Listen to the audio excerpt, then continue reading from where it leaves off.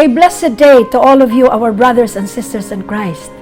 Once more again, Voces, Amoris speaks out its love for all of you. Brothers and sisters in Christ, in this time of pandemic, we are baffled as to how are we going to act in this time of difficulty. But you see, God has assured us and telling us, do not be afraid. I will be with you till the end of time.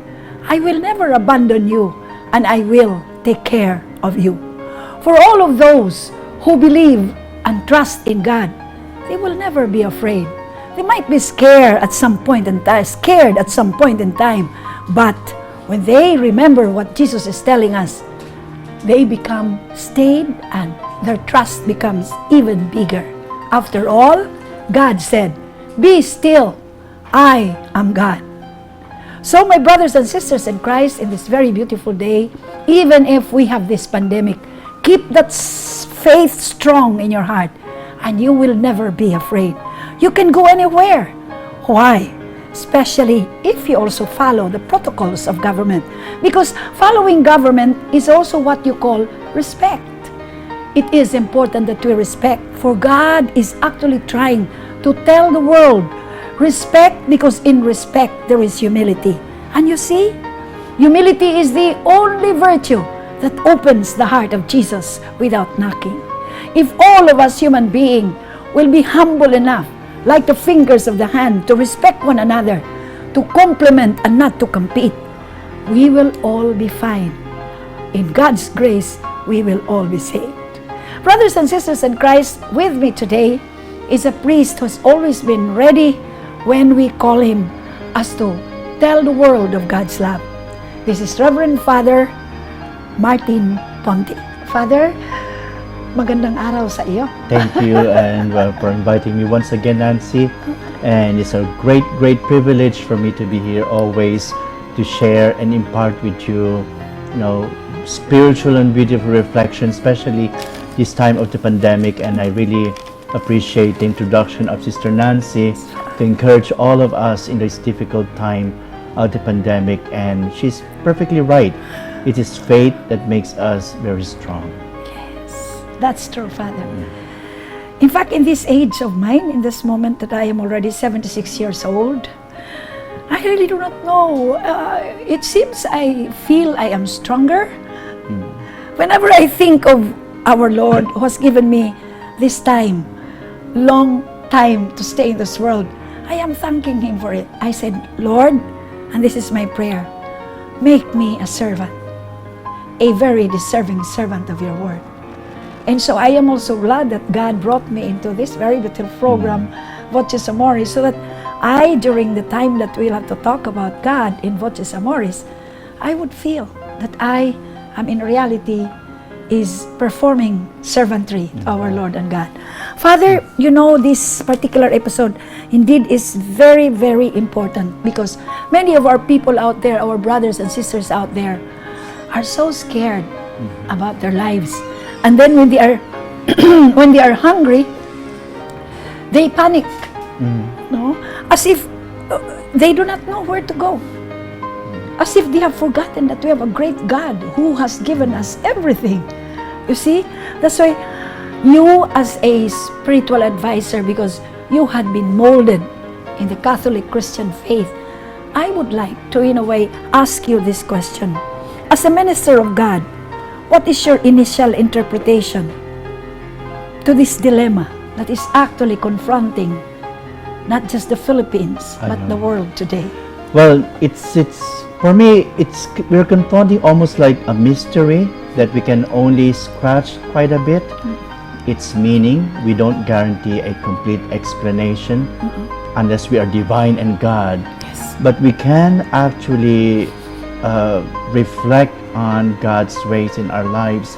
First and foremost, the persistence of this pandemic for a long period of time kind of allow us to understand that God somehow, in a wise way, permit things to happen to draw a greater good out of this, because it's a teaching of our faith, a teaching of theology of what we call divine providence. Yes. The providence of God means that He can see anything that happens in our lives, good or bad. And if He does permit things to happen, and I use the word permit, obviously God can never will or desire evil. Yes. Death of people, sickness and fear, as you already mentioned in the introduction, God never will those directly. But if He permits things simultaneously with this evil, because God believed that there's a greater good will come out of this. And that's what we call divine providence of God. And so the way I look at it, the way I understand it, is at the end, we actually need to draw inspiration from what's going on. One of the positive things is you actually be able to see goodness in individuals, like our frontliners. They're like heroes. Yes, The best in individuals are shown in difficult times. Because if everything goes well, eventually you don't see heroism of individuals. And a lot of heroes out there in our medical field that's manifested. Concern of individuals, packing food for the poor. In other words, there are a lot of good things that are coming out in tragedy and difficulties. But the way I look at it, God permits things to happen not because He wills the evil we now experience, but actually in order to draw a greater good, which will only unfold as time goes by. Beautiful. No? It's true. No, I really doff my hat on those people who are frontliners. Firstly, the medical experts, all those epidemiologists, and all the doctors that have been serving, and even those who have died serving, and also these people who are actually manning the street. You see, my heart goes out to them. And morning, evening, afternoon, and then cold nights and hot days. I said, Lord, these people are really servicing you. And it makes me feel a little sentimental because my heart goes out to them. I said, they are leaving their families. Sure. Maybe some of their parents may not be feeling well, or maybe some of their wives are alone in the house and with the children, and yet they are there. And then whenever I pass by them, I would always notice that the calling of God for these people is actually very demanding of their times.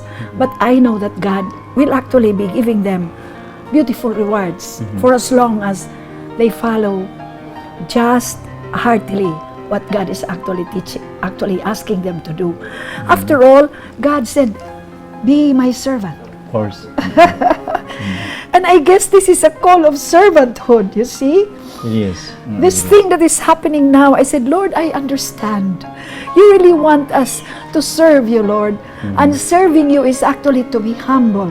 You said that it is only humility of heart that opens also your heart without knocking. Of course. Grant me the grace, grant us the grace, Lord, to show our humility to you, because you are our God. You are our Savior. Every time I look at the cross, that's why I always wear this one, because I am always reminded of a great God who allowed Himself to be crucified for us to be saved from the darkness of sin and ignorance. I think it's also one of the most important things why God permits these things is to test the level of faith we have. Yes. Because our trust in Him, most of the time, we trust in our effort, we trust in our business, we trust in the economy, That's true. we trust in our strength, and yet all of these things are kind of useless in times of pandemic. We can't even get out. We can't even spend money. We cannot even open businesses. In other words, somehow God is reminding us what we consider to be our sense of security are actually useless, and only in Him that we should trust. Exactly. In other words, it's a way of God's way of purifying us and telling us, here you are, you've been dependent so much on business, on your be able to travel and move around, and you have forgotten the most essential, the most basic. That's true. And that is faith in me, So somehow God is calling us to a kind of a reality check about ourselves, because we have kind of fallen into a delusion that we can autonomously be happy and be secure on our own. And yet, rich or poor, we are all vulnerable. Yeah. And only God can make us strong. Amen. Amen. Indeed, this is really actually a call of God to be reminded of His word when He said, "You can do nothing without me." Of course. Even if you may be rich, I have already told you, not by the treasures of earth can you go to the eternity of my kingdom. That is really a reminder that He is telling us. But then, people are so engrossed about worldly treasures and engrossed about recognition of the mentality that they have, when in fact God said, I gave you those gifts. And those gifts are supposed to be recognizing me, the giver. But yet, you're not using it to recognize me. You are using it for yourselves to be recognized. No? So, God indeed is a beautiful God. He gave us gifts, and yet, He just keeps on reminding us to be attuned to these gifts of how we are going to accept this. Father, I cannot imagine the beauty of our God. You know, every time, I really do know. Because I said, Lord, deepen my faith. Because you said we cannot do anything without you. That's why I am thanking God for bringing me into this program. Because every time I perform, it seems as if I make my heart larger to accommodate my Lord and my God.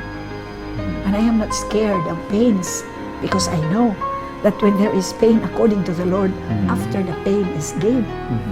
So I place all these words that He had given me into my heart. And in the end, I will always tell Him, Lord, make me a deserving servant of your word. Of course. But I have plenty of pains, Father, you see. Plenty of pains. I have a granddaughter who had been an addict. She had been in the center. But now, little by little, like what He promised, after the gain is pain. But I never make any moment wherein I do not pray. Father, what is really prayer? Well, prayer is simply defined as lifting up our hearts and mind to God.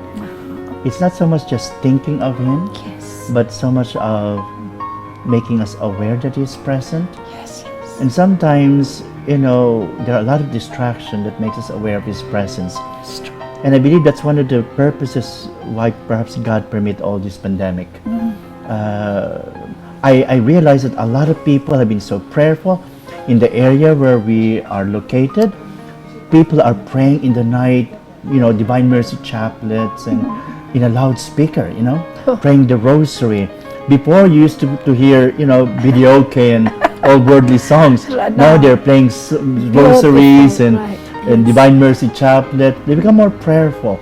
I guess it's a kind of purging of a lot of things that we're distracted about, and it's something good, It is. So in other words, we only are entering into prayer when not because only in good times, but because in difficult times, and we cry out to God, and I think that's what God wants us to do. There's, for example, the Bishops' Conference in the Philippines asked for 10 Hail Marys every noon. Every day. Until, September 15. We have never had that before. All those summoned for prayer. And I guess that's all triggered by the situation we're going through. So anything that gets us closer to God, God permits us to experience, even sometimes difficult ones. Right. So that's after what prayer is being aware of His presence, and we've forgotten that presence, and only this pandemic seems to remind us of that. Yes. That's why it is important that we will have to have a regular reminder every day. I think every evening we have to be reminded that we have to thank God for the graces of the day. In the morning, we have again to be reminded that we have to thank God for a grace that is coming and for another day for us to undertake. God is so beautiful. You see, and it was so disappointing at first when churches allowed the churches to be closed. You see, if I were one among the leaders of the church, I would have insisted to open the church and let people come and let God and let go.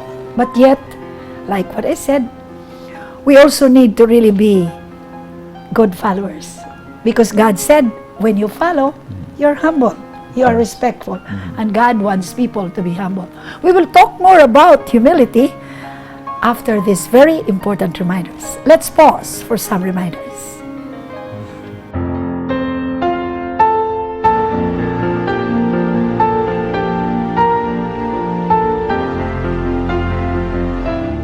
Here we are back in Voces Amoris.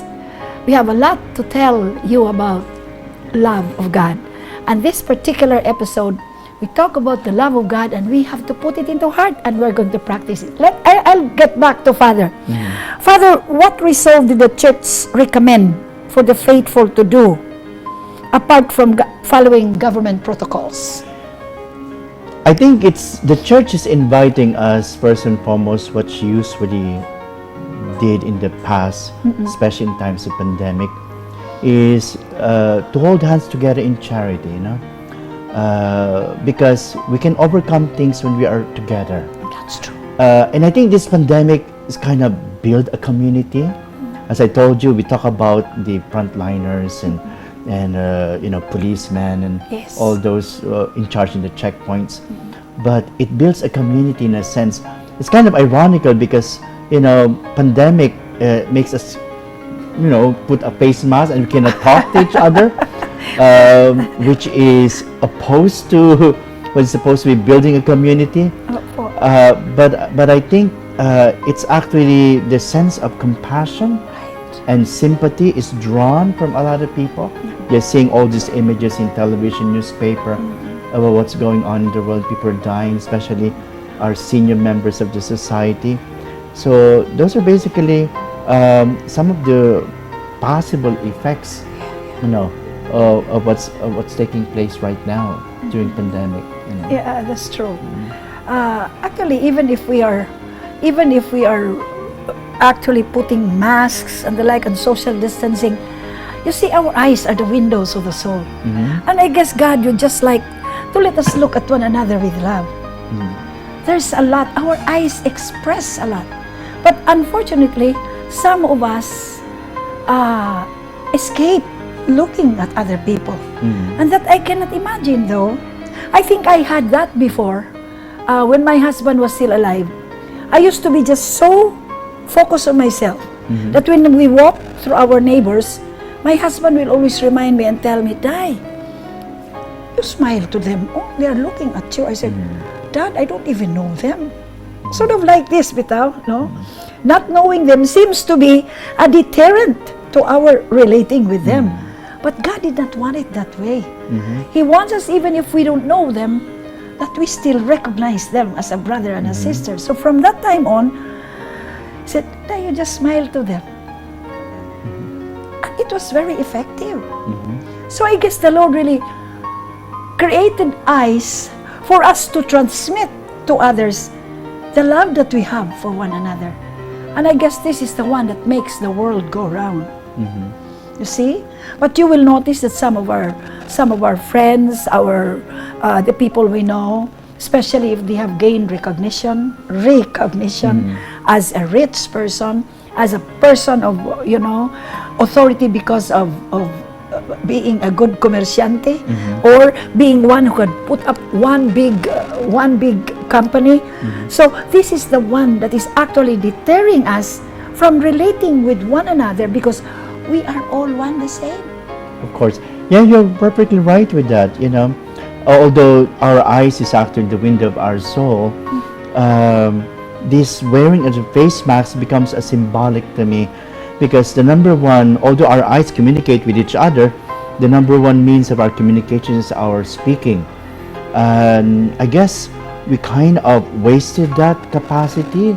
Now when we are deprived to do that, we kind of miss it, be able to communicate properly. Perhaps in the past we've been speaking useless things, offensive words. Now, we cannot even talk without a face mask, and we start to evaluate, what if after the pandemic we can speak again, perhaps we can speak better, we can evaluate the need to communicate again with our neighbor, because, children cannot talk to their parents because they're afraid they'll be infected by them. That's right. We take for granted relationship, in other words. True. which finds its centrality in communication. So this pandemic kind of makes us check once again, how did we use this talent to be able to speak well and communicate with one another, with our loved ones? Now we're being deprived to do so. And so perhaps, hopefully, God willing, that will be over with the pandemic and be able to speak more maturely, more beautifully with each other, and be able to relate with each other, because we kind of miss it. You know, something that is taken away from you, once it's given back, you start to use it properly, you know. I think that's how the best way to look at this situation right now. It's a beautiful way of looking at these things now. But let's just hope that it will have to be in that particular way that they would understand it. Of course. But nevertheless, God always gives us a chance to really put a change in ourselves. You see, we have a wonderful God who really wants us to be related with one another. He always wants us to complement. In fact, He said, love even those who persecute you. I had a difficult time with that because I had a sister whom I really disapproved. But then this pandemic is really telling me, you might die tomorrow. Forget the pain, because pain is gain. Look at, so I said, Lord, take away this hurt from my, and Mama Mary will always tell me, do everything what my son tells you to do. So tears would stream down my eyes and say, Mama, help me to forgive. The Blessed Mother is really a good teacher. And then she'll always tell me, ponder everything in your heart. I think that's a good insight what you mentioned there, Sister Nancy, because, you know, this pandemic reminds us of the preciousness of life, preciousness of relationship, that perhaps we take for granted in the past. You know, we've been so occupied with gadgetry, with cell phones, with internet, that we have forgotten our loved ones beside us. Amen. And now we're not able to communicate with them for fear of being infected or getting sick ourselves. And so it makes us be appreciative more that our life is precious, and our loved one's life is precious.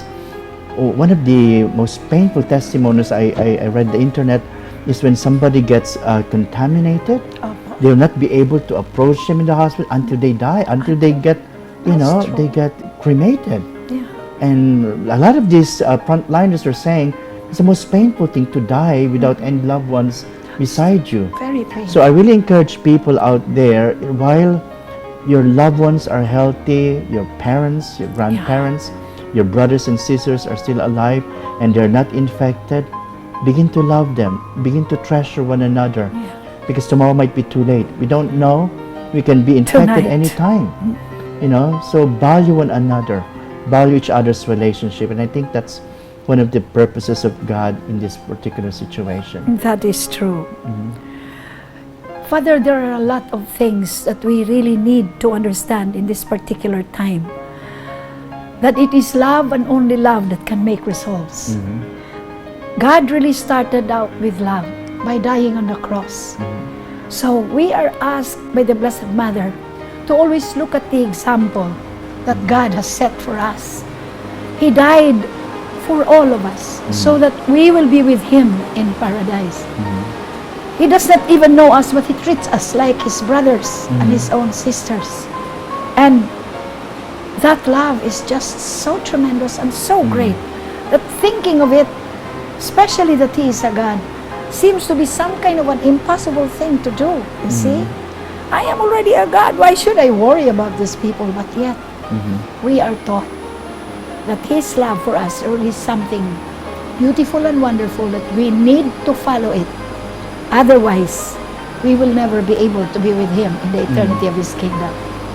I think that's a beautiful insight, Nancy, because when you mentioned that it is God's love that's conquer all evil, I think the primary virus that you might say that Jesus tried to resolve when He came into this world is the virus of sin, you know?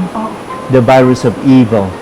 And by dying out of love, He tried to cure us of the greatest evil of all.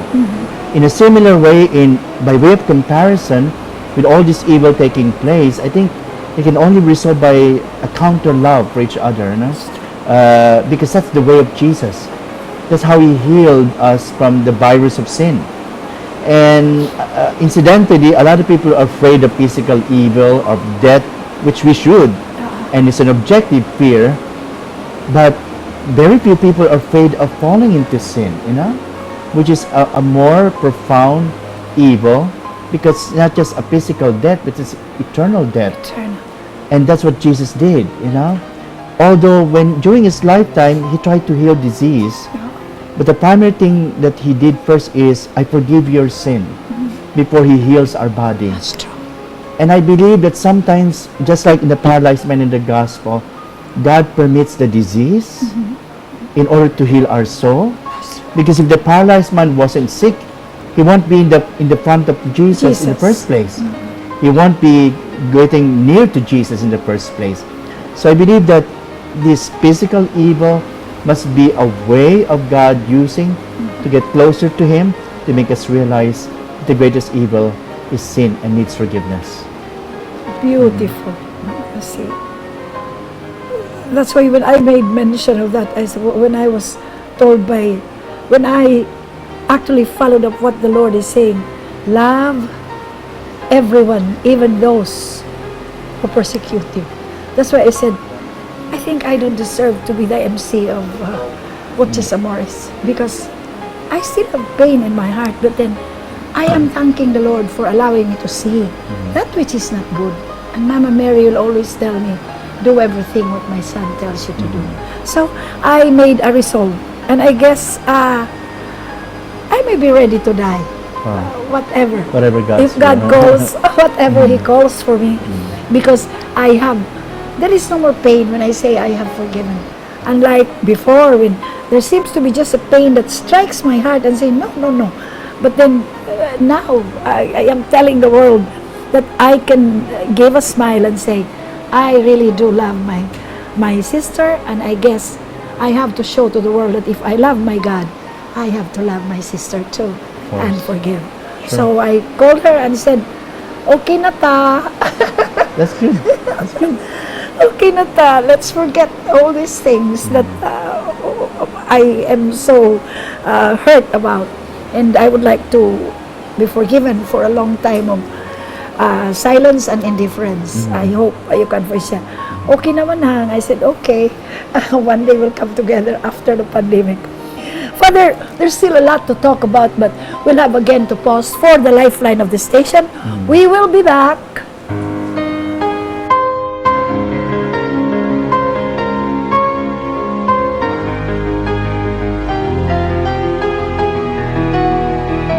We're back in Voces, Amoris. Father, this is a little sort of, I think you will have a problem answering this, but then this came into my mind naughtily. The government is coming up with some, protocols to follow. Apart from the protocols of health, there are things that the government is doing that the church is not really amenable to. So, how does then the love of the Lord differ from the concern of the love of government for the people of this country? I think that's pretty much a constant question, whether the love of the government officials is similar to the love of those who have faith. Obviously, we cannot deny that our government leaders, they are put there because they're also concerned, why the people elected them. Yes. But always remember that a lot of the concern are always of the temporal order, meaning, our physical welfare, the economic, Temporal. The temporal order, and so it doesn't go beyond what actually the church, what we believers are concerned with, the spiritual order. Instead of looking at them as an opposition, I think we should look at it as a complement, because we should actually complement each other. We know that there is something lacking in some of these concern of this The church knows. church of the government. The church must be a moral conscience. For example, one of the main concerns, not just in America, in the Philippines, but also in America, is this vaccine. A lot of some of the vaccines that are being produced, in hundreds of them, are being produced with immoral ingredients, You probably never heard about that. Some of the vaccines are produced from aborted babies, tissues. Oh, that's in Oh, America yeah. and China, no? I won't mention that. I mention it because I But read that. a lot of vaccines are being produced in an immoral way. Yeah. They're produced from aborted babies and tissues of fetuses. And good conservative Catholics in other parts of the like United States are opposed to that. Yes. And I think in even our own bishops' conference in the Philippines You are opposed are to addressing, we have to help. They're addressing the government to produce a vaccine or to acquire vaccine from another country, but produce morally right, because we're not just concerned of those who are living, Yes. but also of those who are most vulnerable, Yeah. the innocent, the children. So in other words, what the church is trying to do is to offer a kind of a moral enlightenment. That's true. And what the government is supposed to do is to be open to any kind of a suggestion, because we are dealing with a situation that is for the common good. They cannot say that it's just, the temporal good that they're after to help us with, Common good. but we need the help of each other. So instead of looking at this as an opposition, we should look at them as a complementing each other. The church is giving a moral guidance, especially because we're not just dealing with the physical reality here. But We're speaking of moral, psychological, and spiritual. That's true. And so we have to help one another.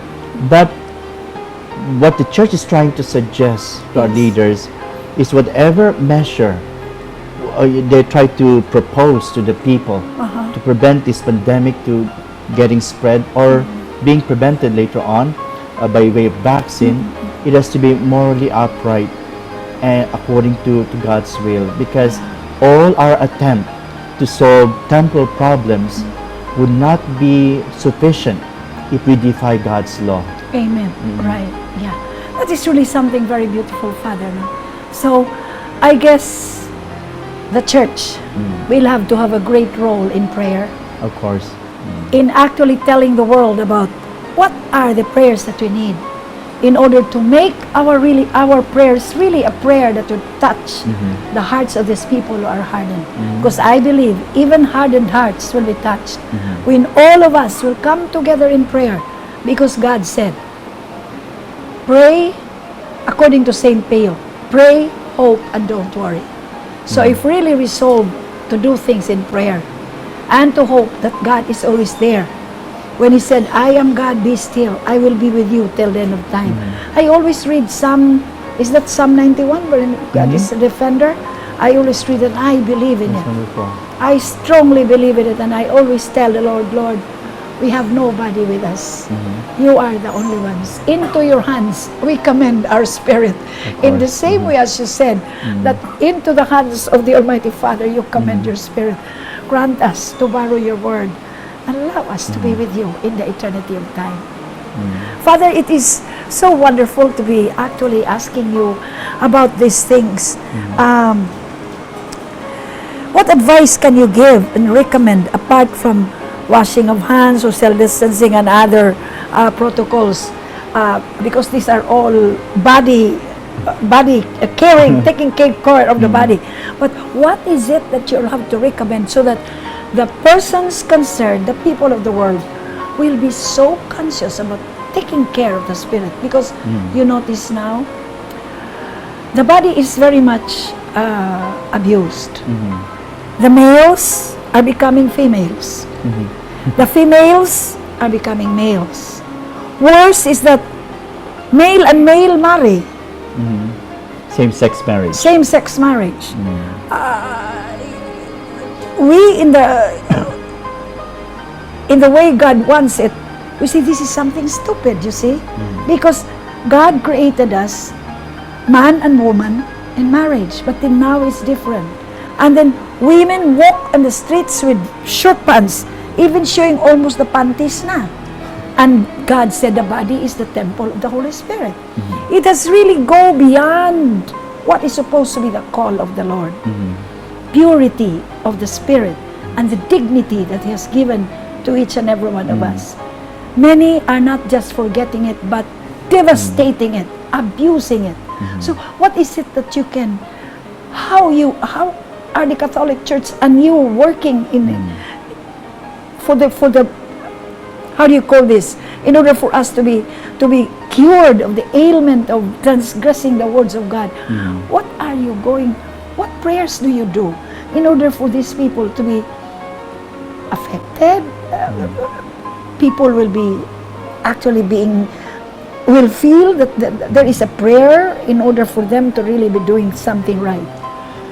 Well, first and foremost, the prayer of the church is most efficacious is actually the holy sacrifice of the Mass, because that's the people's prayer when we come together. Jesus promised that there are 2 or 3 of you are gathered together, I'm in your midst. And it is actually the presence of God that makes us holy. When we eliminate the presence of God in our lives, then we are prone to do all the things that you already mentioned that are contrary to God's law, especially in terms of sexuality and purity of heart. It is the presence of God that makes us be conscious of that. It's not something that we impose upon people, because a lot of people out there, especially our young ones, based on our encounter with individuals and teenagers, they are less educated religiously, you know. It is a lack of religious education. And I think that's one of the areas that I think we have to develop as ministers in the church, to reestablish again a good religious education with regards to the things that you mentioned against the commandments, etc. But when you ask about what prayer is the most efficacious, I believe it's a sacrifice of the Mass, because that's the moment that the most powerful presence of God becomes alive and it's with us. You know, mere persuasion of our words are insufficient.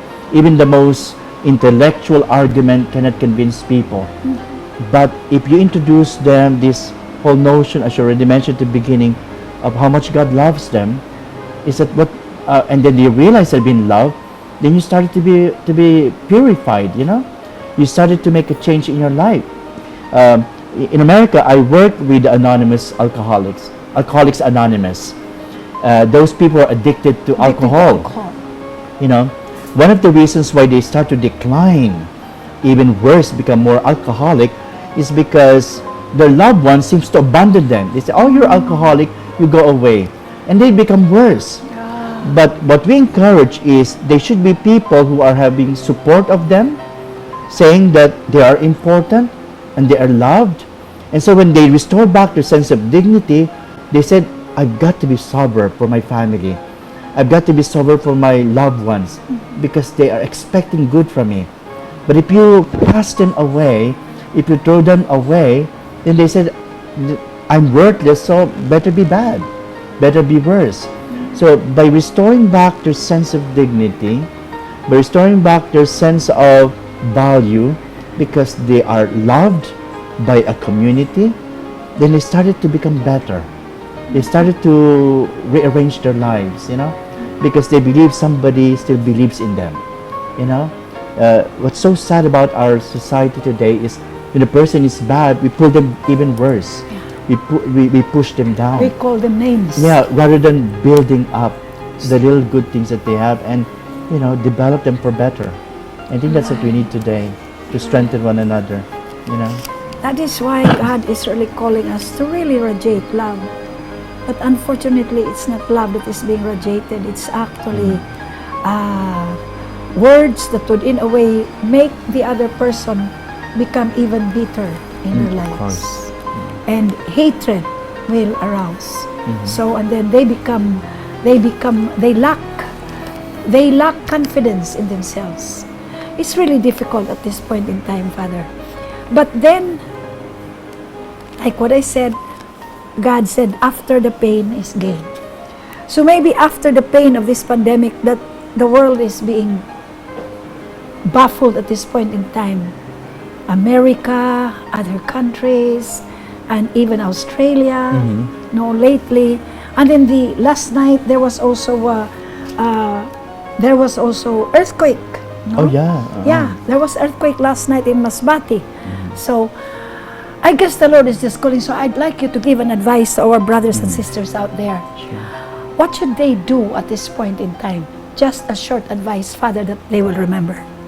Yeah, I'd like to remember that episode in the Gospel when our Lord asked the disciples, to go into the boat, and our Lord was praying. Yeah. He seems to be not present, and they were tossed by waves, and they were very afraid. And our Lord knew what they were going to, and our Lord walked the water, and they were even terrified all the more. It's almost like the pandemic with all these waves and storms, and we're afraid, we're screaming and shouting. And our Lord said, do not be afraid, it is I. And I think that's actually the injunction of our Lord today. In times of pandemic, we have a temptation to be afraid, but we didn't realize that God is there all along, and He all enjoined us to say, do not be afraid, it is I. And the basis of our courage, that we know we can go through this and we can overcome this situation, is to believe that Jesus overcome the greatest pandemic of all, namely death. His resurrection from the dead makes all evil actually conquerable. And we can even conquer this if we believe only in the resurrection. Amen, Father. Thank you very much, Father. Now, brothers and sisters in Christ, that is actually a very good advice. Never despair. Again, I would like to bring back St. Pio's word when he said, pray, hope, and don't worry. And that is the one that I am adopting. I hope that Voces Amoris, a voice of love, could teach you this. Pray, hope, and don't worry. Keep smiling, and remember that we have a great God who died for us on the cross, for us to be saved from the darkness of sin and ignorance. So never be afraid. Moment after moment, trust God with all your heart, and always remember that He is there for you, no matter what in this world. After that, after all these things, He said, I will be with you till the end of time. I will never abandon you, and I will take care of you. But there is a requirement. Have faith in Him. Strong faith, no matter what life brings. My brothers and sisters, Father, I would like to thank you again. One day, we will have to be back again for this. Hopefully. Or even if the pandemic is still on, we will have to tell our world, our brothers and sisters out there, to always trust in the Lord and our God. Do not be afraid. Keep on smiling and say, Lord, you are there. You are my defender. You are my protector. That is from Psalm 91. That's wonderful. And whoever always calls on the Lord, He said, I will always be there for you. I will be present when you call me. For those who recognize me as Lord, do not be afraid, because I will be with you. And take that as a cue from Voces Amoris. Brothers and sisters in Christ, we would like to thank our televiewers for viewing us in this particular episode. We would also like to thank the sponsor of our program. We have Amor Day Community, that is a sponsored by Dr. Glenn and Steph de las Peñas of Focal Sight International, and as well as Dr. Joanne and Dr. Jel de las Peñas of My TV Channel 30 and De Los Reyes Optical.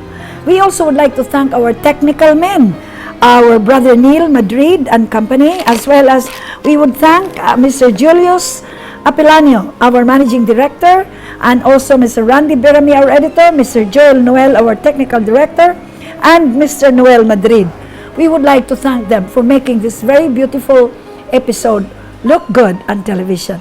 And to them, to God be the glory. Brothers and sisters in Christ, this is only your sister Nancy, not bidding you one and all, but always telling you, to God be the glory, and with your love here with Father, remember that God is the best thing that should happen in your life. God bless everybody.